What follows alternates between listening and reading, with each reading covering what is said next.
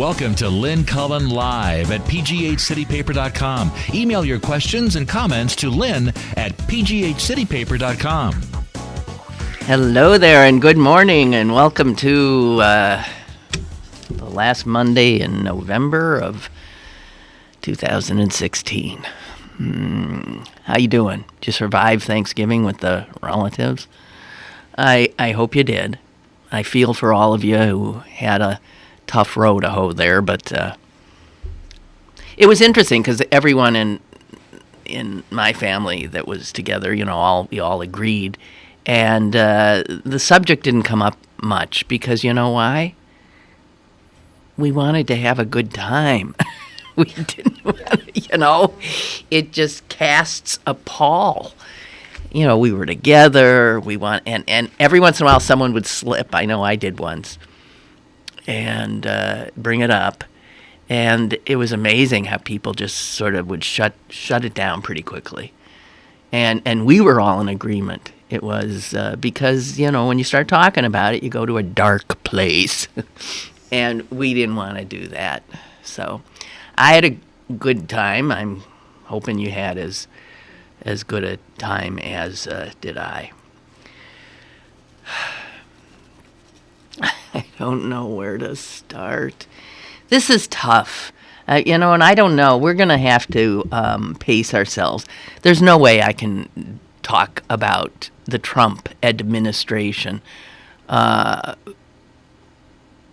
the next 4 years throughout every show. I can't do it. I mean, I can't psychologically do it. I know I can't. But he is the gift that keeps on giving when it comes to things you think you gotta talk about. A lot's happened since we last met, and that also includes, obviously, the death of Fidel Castro. But nothing quite resonates with me other than these Trumpian tweets and discomforting signs that we are heading into a place we've never been. So I don't know what to exactly do here, and I'm going to have to be feeling my way through it, like the rest of you. So, oh geez. I really don't, here, I've got this stuff in front of me.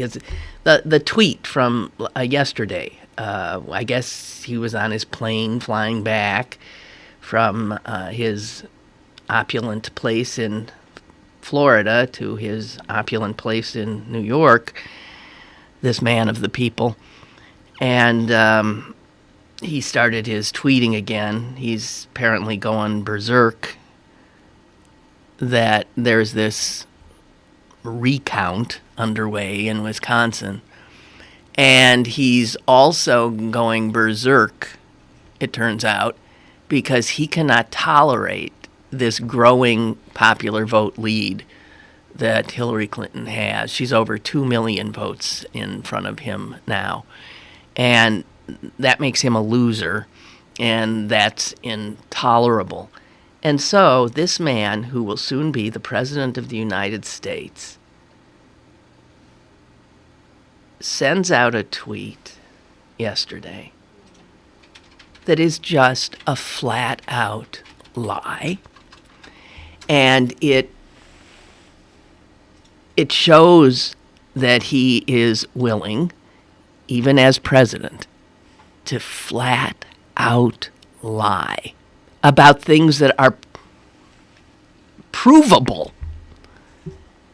Lie about things for which he can produce no evidence. That kind of thing got him elected, and that's the way he's going to preside over the executive branch of the government. So his tweet was, in addition to winning the Electoral College in a landslide, I won the popular vote. If you deduct the millions of people who voted illegally. That was his tweet. It's a flat-out lie. He presents no evidence. Nobody else has any evidence that there is that kind of... no. So what does this say about the man who will be the president of this country?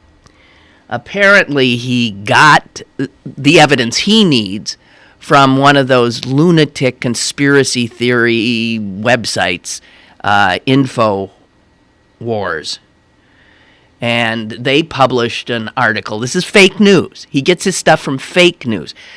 They published an article claiming that he actually won the popular vote because 3 million votes in the election were cast by illegal aliens. That's all he needed. It didn't come from a reputable source, but there it was. And off he goes.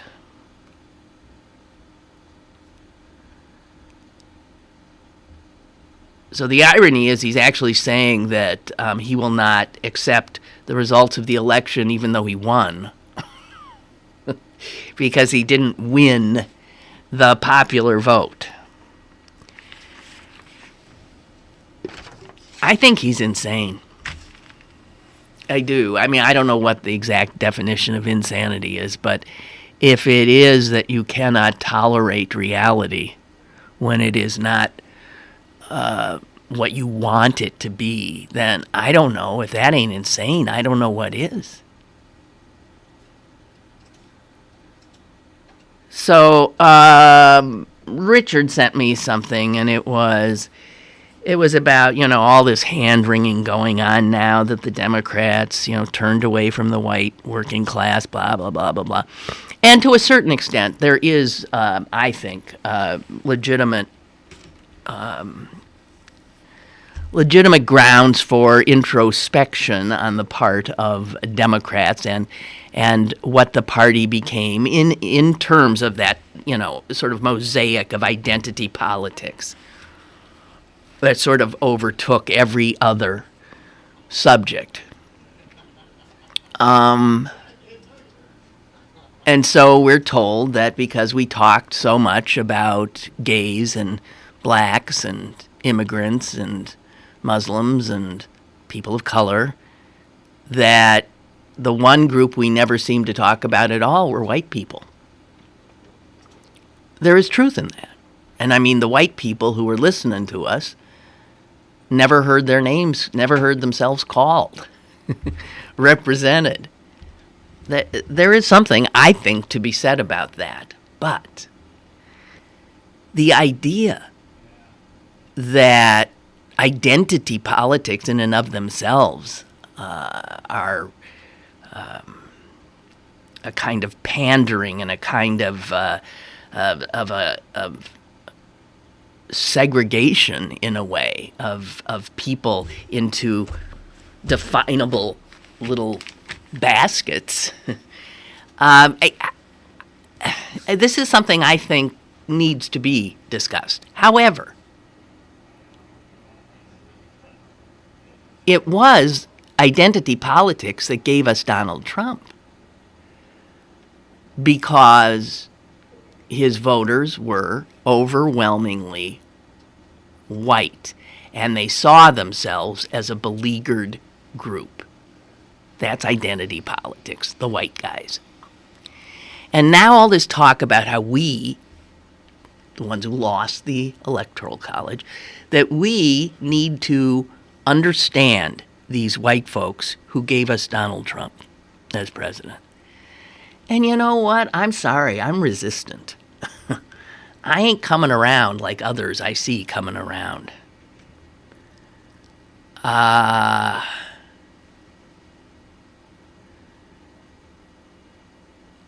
am so enraged at what the people who voted for this man have done. And we've yet to see the damage that's going to occur.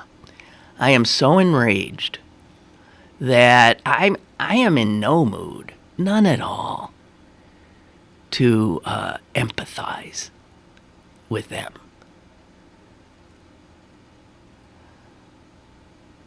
And Richard sent me this thing, and I'm not even sure who wrote it.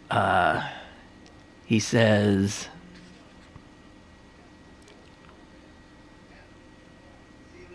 In Trumpism, there reigns one untouchable political correctness. And this is true. One should never question the virtue of the white working class. This class is superior to all others. It must be coddled. It must be endlessly praised. It must never be criticized. It is the real America. And I'm picking up on exactly that. Oh, all of a sudden, the white guys have reasserted themselves, and they are the real America, and we are not to look down on them, to be furious with them, because they are somehow the guts of this country. And then it gets into all that. You start falling right into alt-right stuff. You start falling into, we're the ones who built the country. We're the ones who founded the country.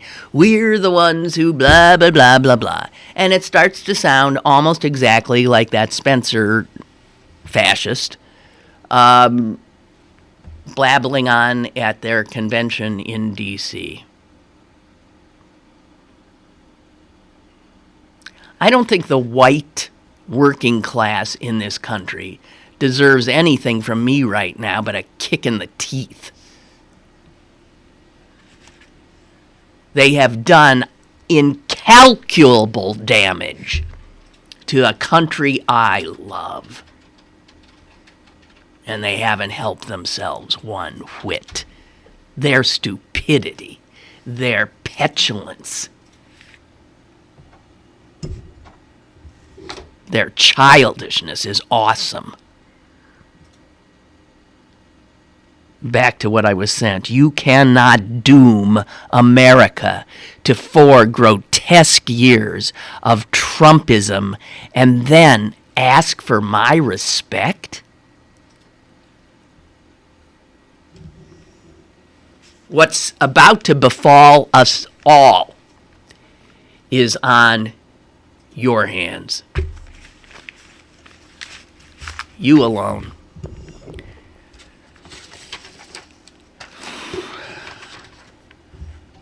Put an unstable, crazy man in charge of this country. Shame is what you should be feeling. Caller, go ahead, please. Hello, Lynn. Yeah. I'm with you on all that, and I consider myself, like I told you before, a white working class. I got laid off from jobs, good paying jobs, union jobs, 3 times. But you didn't lose your cotton picking mind. Reinvent yourself. You do something else. Get over yourself. Yeah, exactly. Fucking working. Thank you. I'm so sick of them bastards. I'm in the same boat as them. I've been in the same boat. I got screwed on pensions and everything. My wife's the same way. You just got to move on and get over yourself. You really do. No. You're not that great. No. I see these obviously guys. I lost my job and I provided for. Well, don't you think other people have lost their? Who the hell hasn't? The wreckage of jobs I've seen in the industries I've worked in the last 20 years is astounding. Yes. Astounding. And I don't see all of those people, deciding, well, I guess that means we've got to elect a fascist. Yeah, I mean, that's what you do. You just burn the house down. I mean, come on.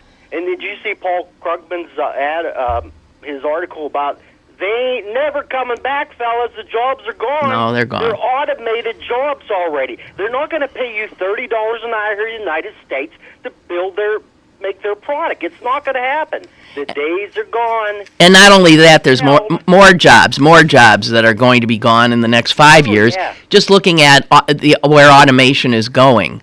Where did I see? I saw this great quote that in the future there will be only in every factory there will be 2 living things in the factory.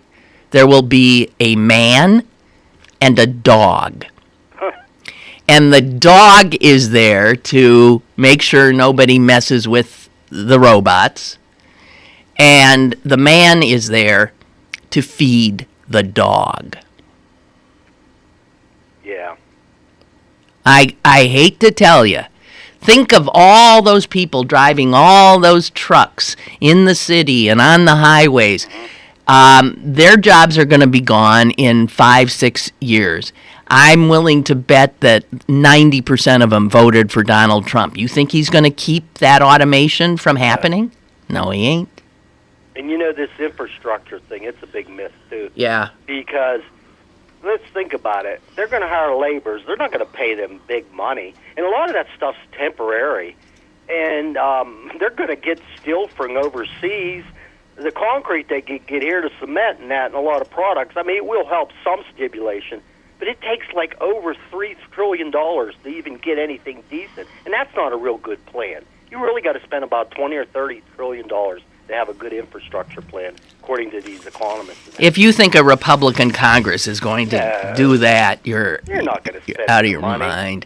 Now that's what Bannon has told Trump that they got to do. We'll see. You realize we really aren't going to have a president for 4 years, as we have in the past. This is a guy who will. I mean, you do know he is not sitting and taking the intelligence briefings that every president-elect does. He's not doing them. Do you know that? Yeah. Oh, yeah. So this guy who's going to have access to the nuclear option is not willing to sit and listen to what the intelligence community wants to inform him is happening in the world. Other people, he's delegating that. That's unbelievable. He will delegate everything. He will do nothing. No. He will do nothing except tweet and commingle his business dealings with his presidency. We are heading into something that is going to be so grotesque, I cannot even conceive of it. I can't imagine what it's going to be.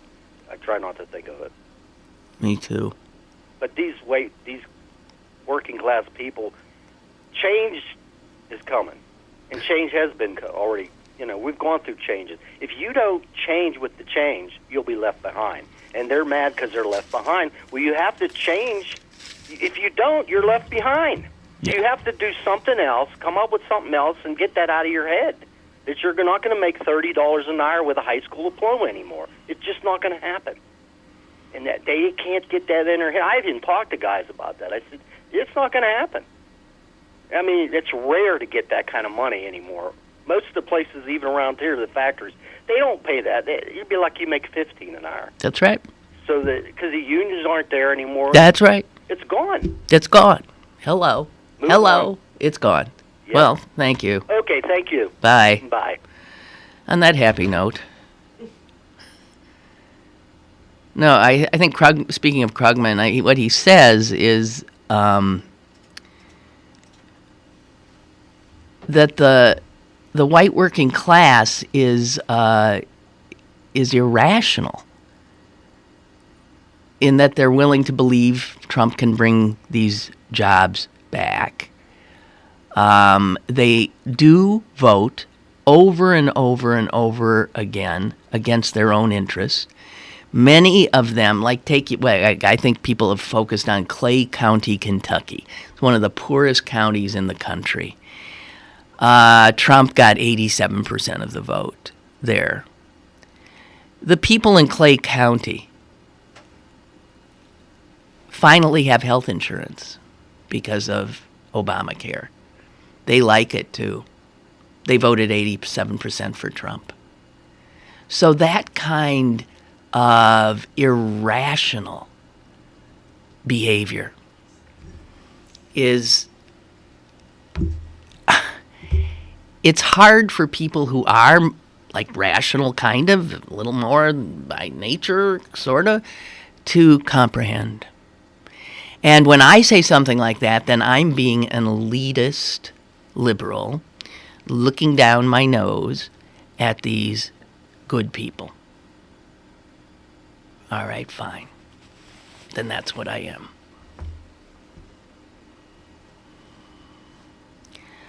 I would say, fine, you make your own bed, you lie in it. But you see, I have to lie in the bed they made.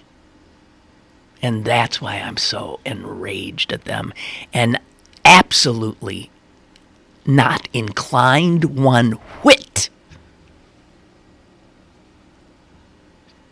to pamper them. Friggin' idiots.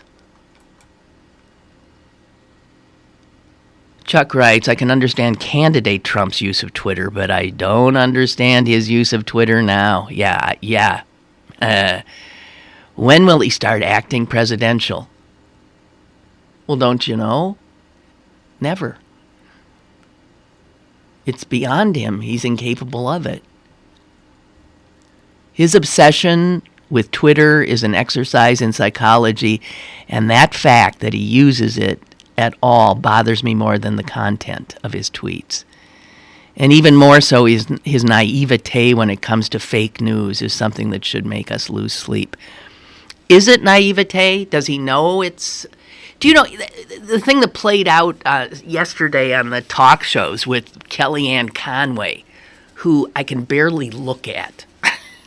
She is so loathsome to me in every way. Kellyanne Conway, she ran his campaign, supposedly, and is conceivably going to be his press secretary, definitely in the inner circle. There she is on the Sunday morning talk shows, flat out saying that one of the guys the president-elect, is looking at as Secretary of State, she's saying it would be a betrayal of his base to pick Mitt Romney. And everybody's saying, wait a minute, she works for Trump. How can she go on talk shows? She was his surrogate. Now it looks like she's putting him down on national television, telling him he's fucking up, making a mistake. What the hell's going on here? I mean, people who've watched how politics work in this country and how a new administration comes in are just, their chins are on the ground. They're in a state of absolute disbelief, of course. But here is the answer that I've heard more than one person say. The only way you get Trump's attention is to say it on television. She wanted him to hear. Now, she's got access to him, but she wanted him to really hear it, and all he does while he's tweeting away is sit and watch television and watch people talking about him. So his staff actually makes statements intended for his ear to reporters on television or in newspapers to get that message to him, because unless it's on the news, he doesn't hear it, apparently. I don't know. I can't even imagine. Can't imagine.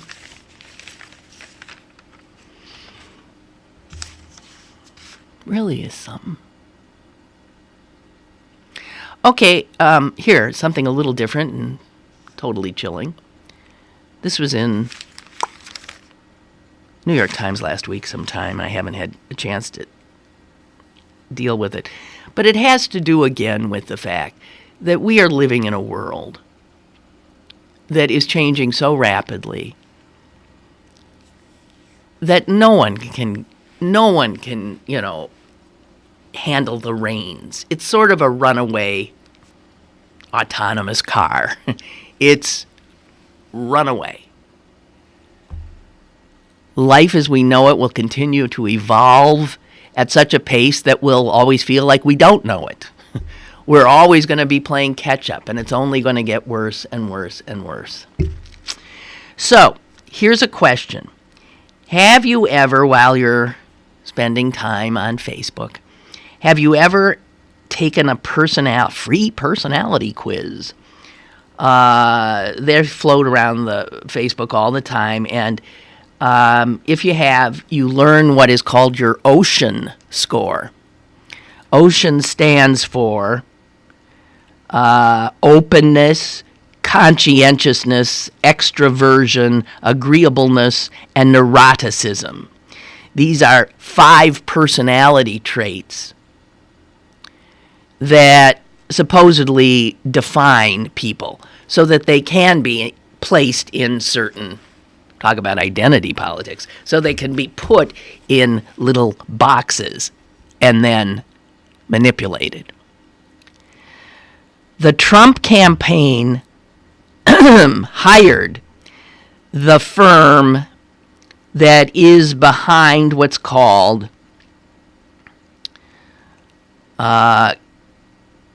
this kind of, how do you call this, psychological profiling done through people voluntarily telling them about themselves. So it's not enough that on Facebook you're putting all this stuff out there. Millions of people have taken these tests. This stuff, the tests are put out by a British firm that Trump hired. And they have psychological profiles, down to the most basic kinds of things about you, that they have it on over 230 million adult Americans. Okay? And this group that does this, its biggest business is counterterrorism, psyops work. These are psychologists. These are people who know about getting data about people and then aggregating it and then using that information. It's called Cambridge Analytica. And so while you do a little test online like that for fun, they then get just another piece of information. Cambridge Analytica worked on the Brexit campaign on the winning side there, the pull out of the EU side. And in the United States, it will represent only Republican clients. It did work with Ted Cruz. It did work, as I said, for Trump. And guess who is a key board member? Steve Bannon. Now, Cambridge says it has as many as 3,000 to 5,000 pieces of information on every single one of us. 3,000 to 5,000 pieces of information just by virtue of what is available out there on the internet. They know what you eat. They know when you sleep. They know where you shop. They know if you've ever taken any of this personality crapola, then they know that about you. And they literally have demographics unlike any you can imagine. They got your age, they got your income, your debt, your hobbies, your criminal history, your purchase history, your religious leanings, your health concerns, your gun ownership, your car ownership, your home ownership. They can get that like that from all the corporate data out there. And in Europe, a lot of this information cannot be gotten. But America does not restrict second and third hand use of our data. And so here, data brokers in this country have broad access to the intimate records kept by local and state governments. Our lives are essentially open books to anyone who wants to bother, like this firm, to compile information. For what? Well, guess what? They are going to start using what they call dark posts. They already do it on Facebook. You're being manipulated all the time by forces you do not know or are blissfully unaware of. They dark post. These are news messages that are sent only to targeted people. And so this company, Cambridge Analytica, that does PSYOPs work in Afghanistan and also works for the Donald Trump folks, they can use these so-called dark posts on Facebook to serve different ads to different potential voters, aiming to push the exact right button for the exact right people at the exact right time. And they say they can do that, given the information they have on all of us. So, imagine this. Down to the individual. So let's say they know so-and-so is a pro-gun voter. And they know his ocean score ranks him high on neuroticism. Well, then they're going to play him by making him a little paranoid. The Democrats want to take your gun away, okay? On the other hand, there's another pro-gun voter, but he ain't crazy, and he's not neurotic, but he's actually a nice guy, agreeable, little introverted. They go after him with a different ad. One that emphasizes tradition and like a dad and his son hunting together. So both these pro-gun voters get totally different ads to manipulate them and to make sure they're brought into the fold. In this election that we just had, dark posts were used to try to suppress the African American vote. According to Bloomberg, the Trump campaign was sending these ads reminding certain selected black voters of Hillary Clinton's infamous super predator thing. They know exactly who to send that to. It targeted the Little Haiti neighborhood in Miami with messages about the Clinton Foundation messing things up in Haiti at one point. Did I say Little Hawaii? Little Haiti. Haiti. Okay. We're not aware of this happening to us. It's happening constantly. You're being played all the time.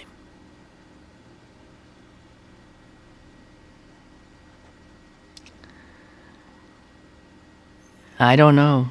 This article points to the fact that if Mark Zuckerberg, who's, the Facebook, if he is serious about keeping Facebook basically just a social network, he's got work to do, because the advertising medium that it has now become has been dangerously weaponized.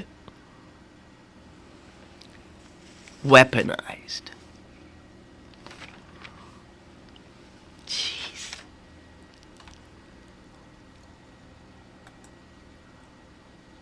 Yeah, Paul reminds us that Trump is meeting with General Petraeus today. General Betray Us. So that could be he won't do Romney or Giuliani. He could just give it to Petraeus. God. Or Bolton. All these. I mean, who the hell knows? And this idea that really what he's doing with Romney is just setting him up to be humiliated. It's payback. He has Romney come in, lets him think he can be Secretary of State, and then he's going to take him down. Payback. the petulance of Trump, the score settling of Trump and his crowd, makes that a believable possibility. And Denise writes, Tim Ryan, who's running against Pelosi for minority speaker, is from the Youngstown area and said this about disaffected white voters on Morning Joe recently. No one wants to hear about job retraining. We need to stop talking to them about running computers and start talking to them about running backhoes. They want to take a shower after work, not before work. See, I'm sorry. A lot of us have had to reinvent ourselves in this quick-changing world. You gotta.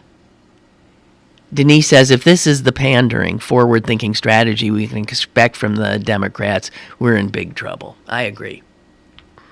You gotta tell them the truth. But then, of course, they don't vote for you.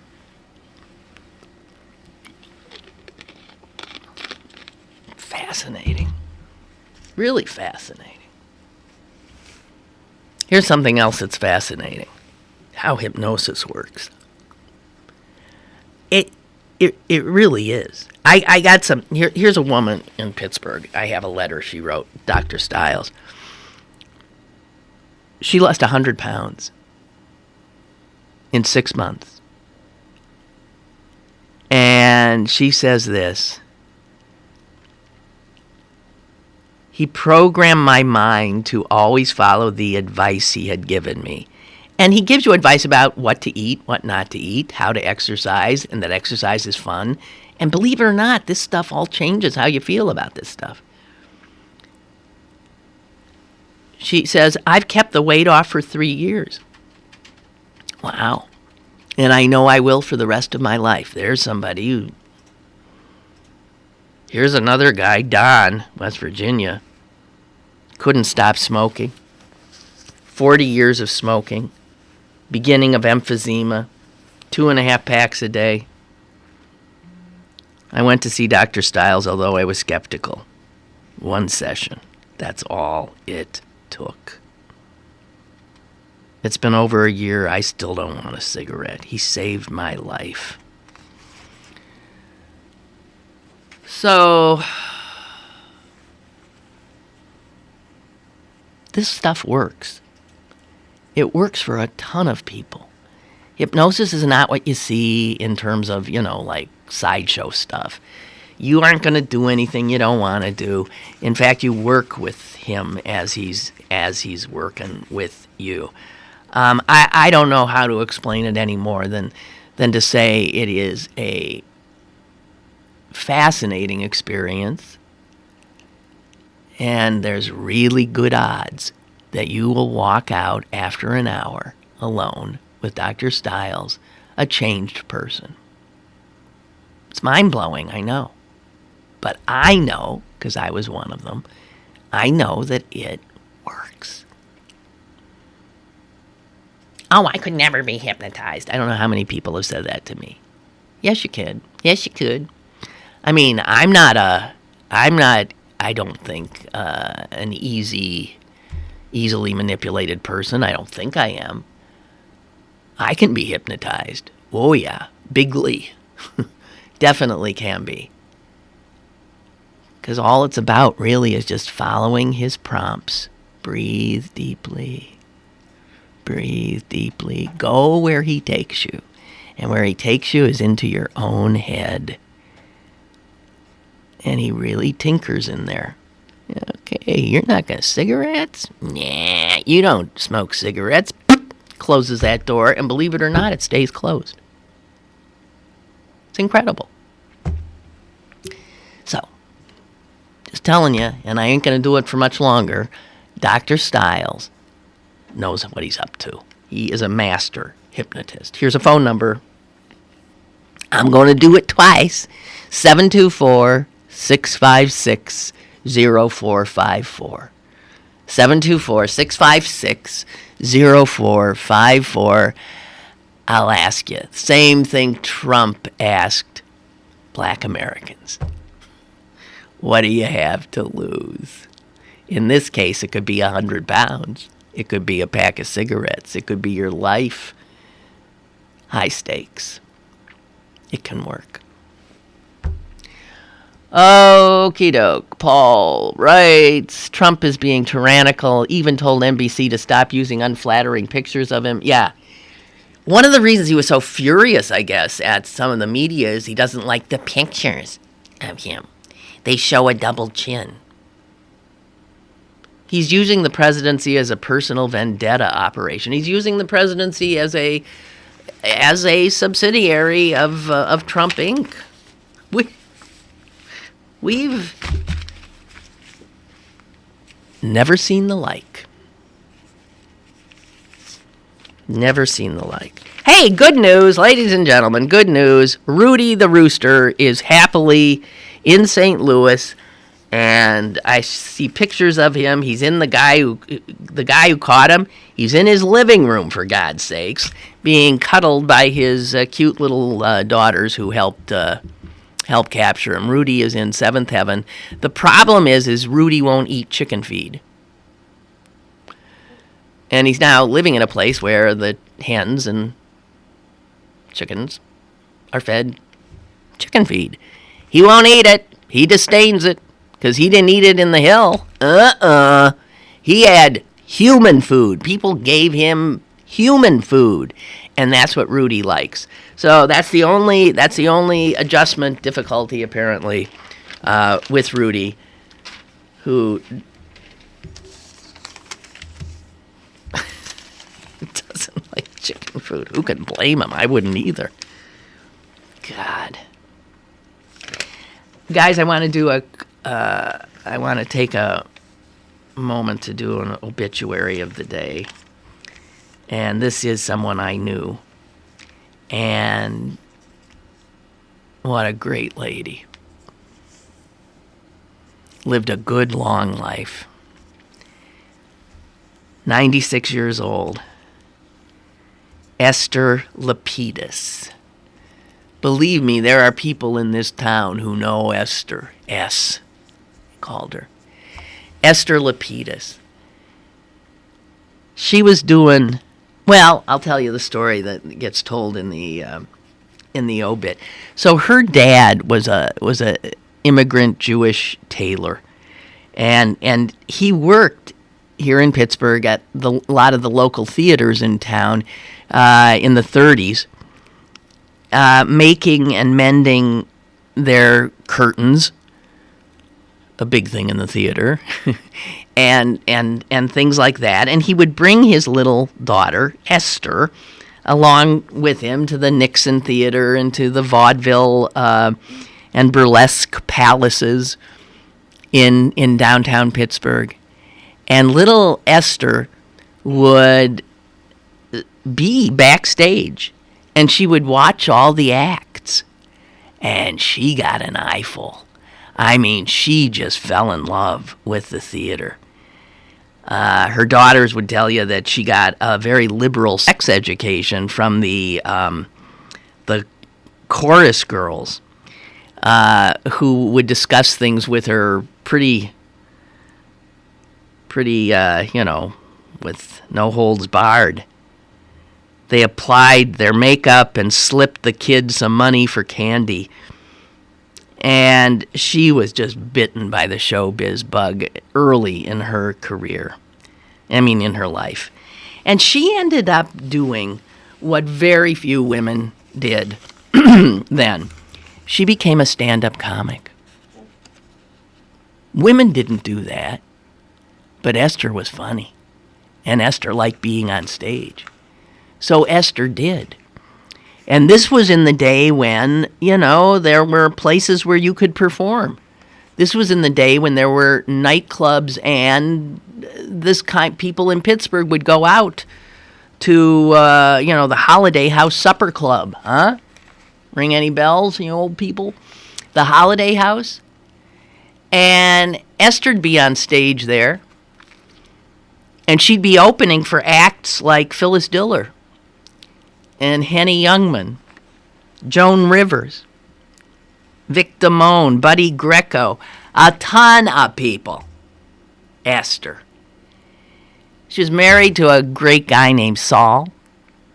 They had 2 incredible daughters who are carrying on her laughter-giving ability, Sally and Maxine, Sally and Maxine, both out in Hollywood, both comedy writers, both producers.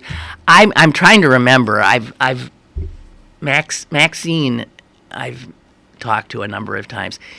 She did the Roseanne show. She did The Nanny. She did, I can't remember, but Esther's girls did really good. And Esther was just a piece of work. So, there you have it, Esther, dead at 96. Her family sent a message to friends that read this. There was little suffering.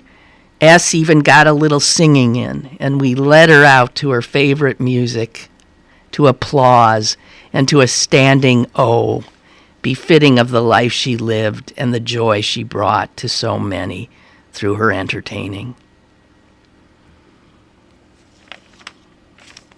Wonderful woman. I got to spend some time with her.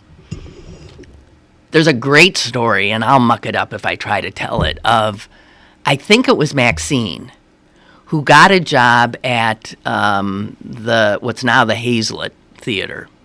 I think it was City Theater then. And she was like working in the box office.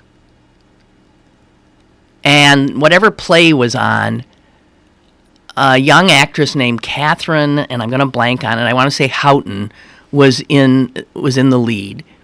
And Catherine had an aunt named Katharine Hepburn. And Katharine Hepburn showed up at the theater. And somehow Maxine ingratiated herself so much to Katharine Hepburn that Katharine Hepburn ended up going to Squirrel Hill the next day and eating breakfast with Esther Lapidus and Max and Saul and the whole bunch of them on Beacon Street. They drove around in Saul's old car, showed her the sights, and Maxine ended up being Katharine Hepburn's right-hand woman. Traveled with her. Was one of the few people who still had access to her when she got older. These Lepidus girls, total piece of work. Wondrous people and funny as hell. And Esther, the matriarch. What a life. Anyone who knew Esther and who knows her daughters knows what wondrous beings these are. So, that's an unhappy thing. Although when you're 96, I guess it's not.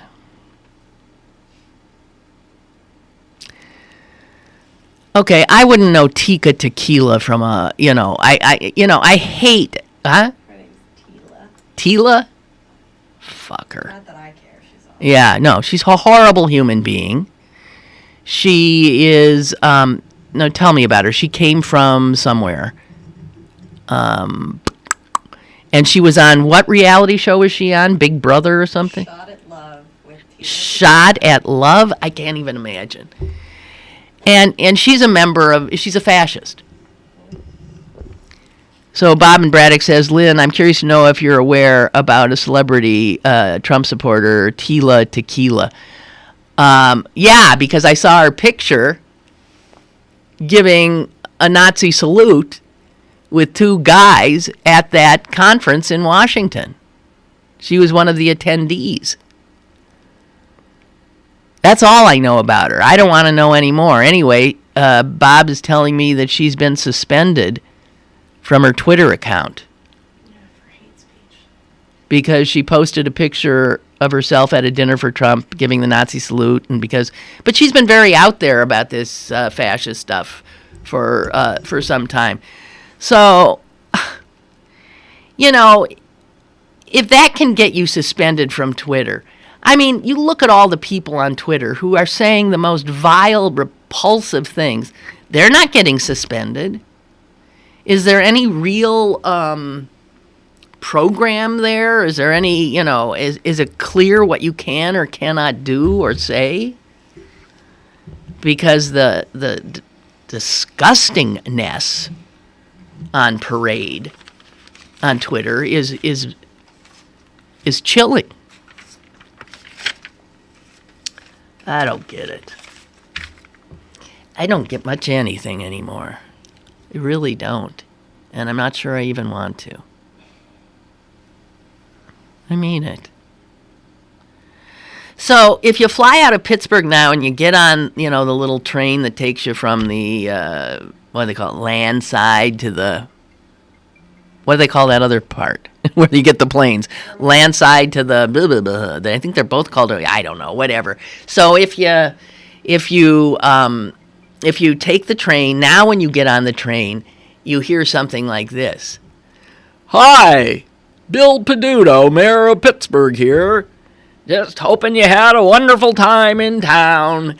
Or hope you went to see us downtown. Then he does that. He goes downtown. And then he said something about see-ins later. And I was like cringing. Why? Okay, nice idea to have the mayor maybe say, hi, how you doing? Welcome, hope you had a good time, whatever. But this Yinzer thing, and this is bullshit. It's just bullshit. First of all, most Pittsburghers now don't talk like that. I don't get it. I really don't get it. And if you're not from Pittsburgh, you don't know what the hell he's talking about.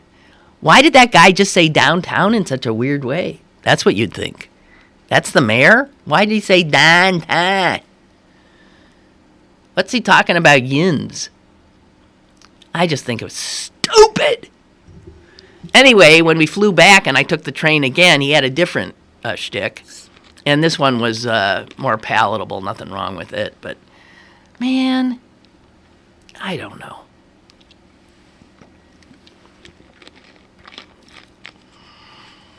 I'm an elitist. I have been informed of that. It is clear I'm an elitist. And you know what? I don't care. Listen to this. This is depressing too. I'll try to be better. I'm sorry. I told you I'm struggling. I don't know what to do. I don't want to do this for the next 4 years. I don't. So, it could be I need to go away for a while.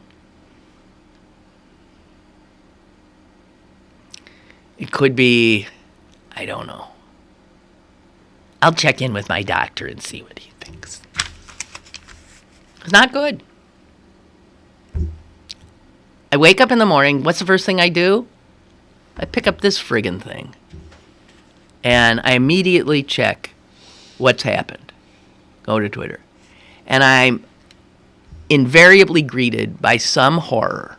Some absolute horror. Now, if I didn't have the show to do, would I pick this up as the first thing I did? Probably. I don't know. So listen to this. Some guys at Penn State's College of Business did an analysis of performance-based bonuses given to attorneys over the last 6 years. And you know what they found out? You could determine whether or not someone would get a large bonus or not so big based on the politics of the person giving the bonus. Why does that not surprise me? Huh? So what do you think? Yeah, that's true. Bosses that were liberal, there was no gender gap whatsoever in the bonuses they gave attorneys under them. For men and women attorneys working for conservative, politically, bosses, the gender gap was huge. And the difference in bonuses was everything from $5,000 to $15,000. Well, you understand, with the male attorneys getting more.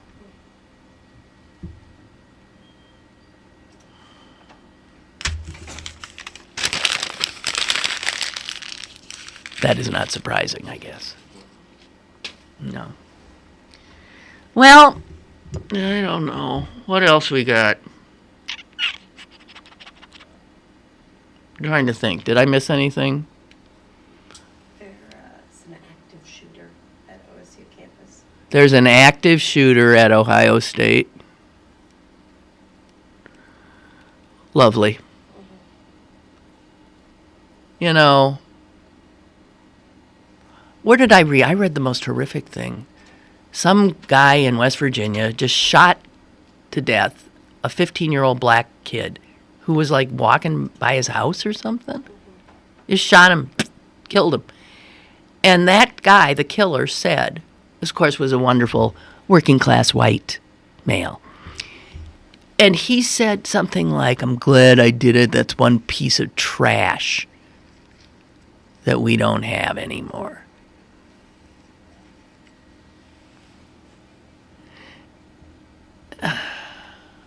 Or the guy on the airline, you hear about the guy on the airplane, screaming and yelling about a lot of Hillary bitches voted for Hillary here, huh? Well, get over it, Trump won. This is a guy on an airplane.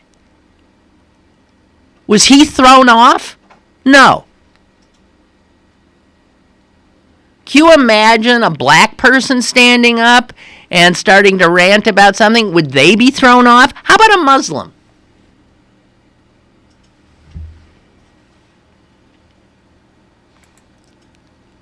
Brave new world.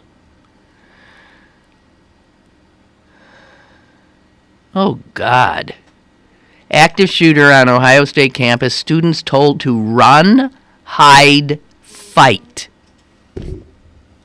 Jesus.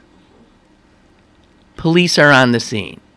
Well, let's hear it for you Second Amendment folks. All right. And you know what? If those OSU students had been allowed to carry firearms themselves, why, this wouldn't happen, apparently. Join the ACLU, join the ACLU, join the ACLU. We want that ACLU to be as big and bad as the friggin' NRA. We do. If you haven't joined, do it. I'm serious. ACLUPA. ACLUPA.org. ACLUPA.org. Going to be a very busy operation. Jeez. Okay. I think I'm done. And I want to apologize. I really do. This was a bummer. And I'm sorry. I'm sorry. I bummed myself out. I bummed you out. What is the point of this? We don't need to do this, do we? Do we? I don't think. I'm going to have to dream something up. How about a cooking show? How about a, like, TED Talky thing? A little, not TED Talk, a little mothy thing. We'll tell stories. Like some of you could have shared stories today with, about the horrors of your Thanksgiving dinner table. Play it for laughs. I don't know. God. I'll get it. I'll get it together. I swear. I will. As a matter of fact, I think I'm kidding. Make an appointment with Dr. Stiles and see if he could turn my head around. That could be. I could maybe do that. Anyway, God bless you. God help you. And I'm gone.